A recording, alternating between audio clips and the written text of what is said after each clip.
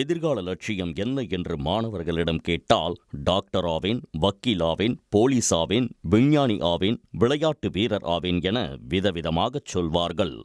அத்தகைய கனவுக்கு உருவம் கொடுத்திருக்கிறது புதுக்கோட்டை மாவட்டத்தில் உள்ள ஒரு அரசு பள்ளி. சாந்தநாதபுரத்தில் உள்ள மாநகராட்சி நடுநிலைப் பள்ளியில் 65 மாணவர்கள் பயின்று வருகின்றனர். இங்கு படிக்கும் மாணவர்களுக்கு கல்வித்திறனை மேம்படுத்த பல்வேறு பயிற்சிகள் அளிக்கப்பட்டு வருகிறது.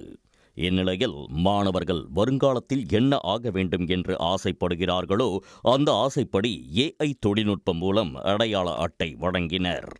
அவங்க டாக்டர் ஆகாங்க அப்படின்னா அவங்க ஃபோட்டோவை தொழில்நுட்ப உதவியோட ஒரு டாக்டர் மாதிரி மாற்றி, அதே மாதிரி ஒவ்வொரு ப்ரொஃபஷனுக்கும் அதே மாதிரி மாற்றி நாங்கள் இந்த அடையாள அட்டையை தயார் பண்ணியிருக்கோம். இது மாணவர்களுக்கு ரொம்ப பிடிக்கும்.